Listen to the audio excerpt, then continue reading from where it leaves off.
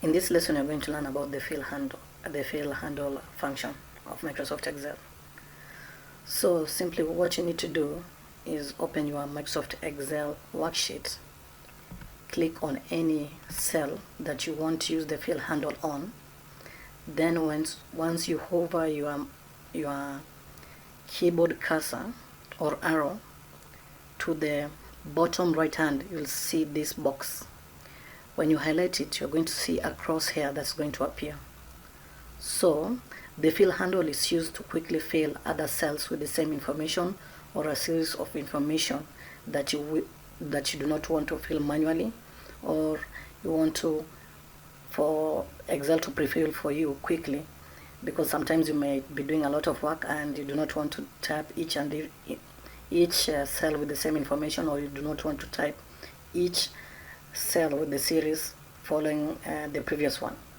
For example, let's say I want to fill cell A1 up to cell A17 with the word Mary, but I don't want to type Mary each and every time that I want to input my information. So what I'll simply do is I will highlight the cell A1, drag my cursor, and make sure I get the crosshairs on the bottom right hand. Once I get the crosshairs, what I do, I press the left button of my mouse, then drag it downwards up to A17.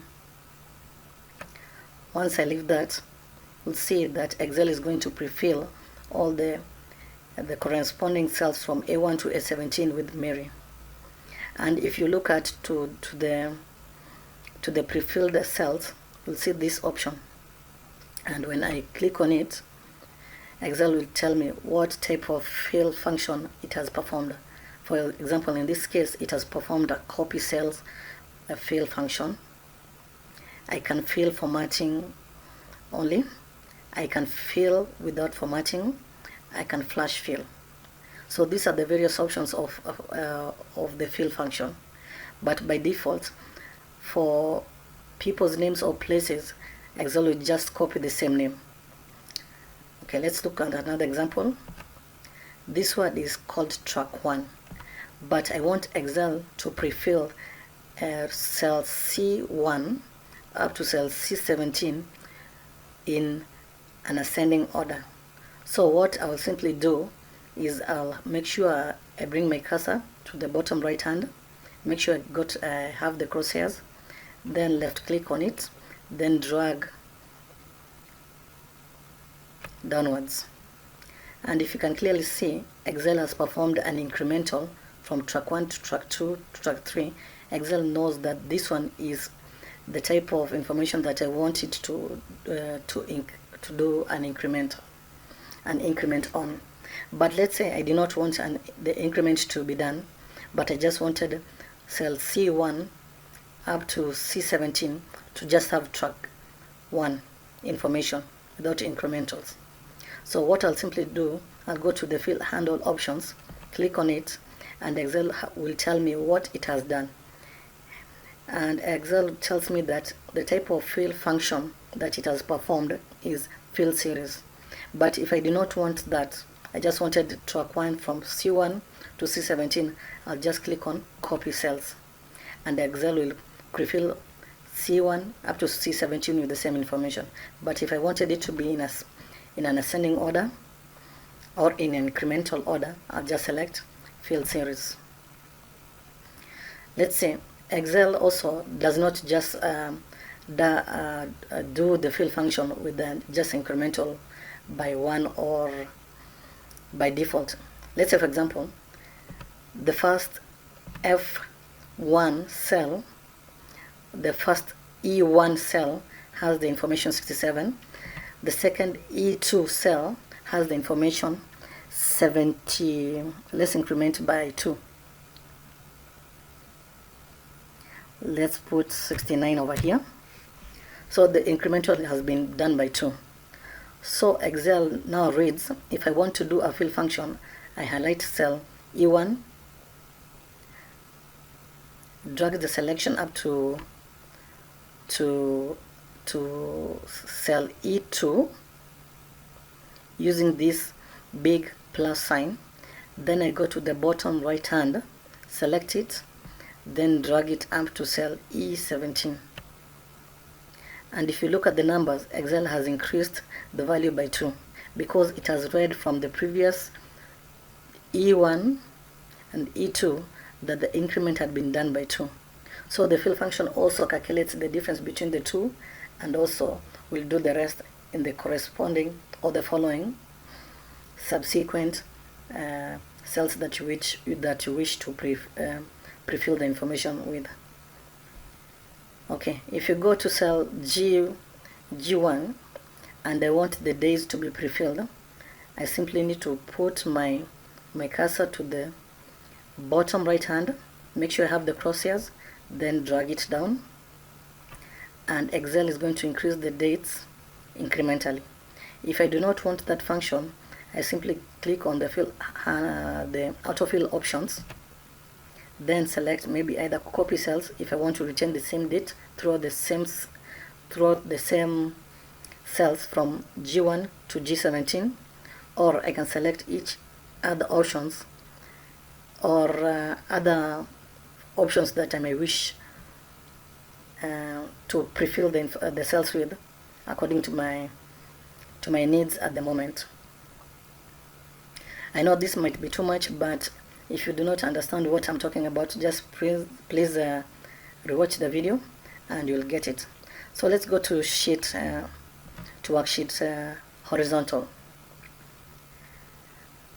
In the first example, we saw that Excel, the fill function, we had performed it. We were doing it from the top to the bottom, but you can also do the fill function from left to right. So let's say the word Aaron. I want the name Aaron,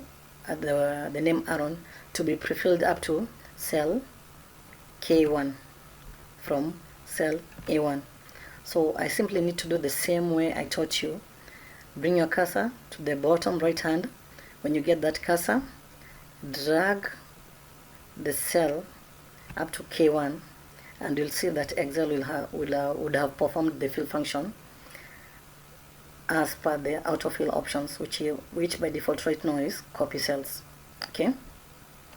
Now what about if I want this word zone 16 to be done incrementally? I simply do the same. Take my cursor, point it down, make sure I have the crosshairs, then I drag it across up to K3. Okay, and you'll see Excel would increase the value by 1 because it assumes that I want to increase the value by 1. If I wanted to increase it by value of 2, I'd create the cell A3 and B3 with the difference value that I want it to be increased by. Highlight the both cells, then put my cursor on the bottom right hand, then increase it as I had shown you earlier in sheet vertical. So let's do about dates. Dates is the same way. I highlight it, make sure I have the crosshairs, then simply drag it across there.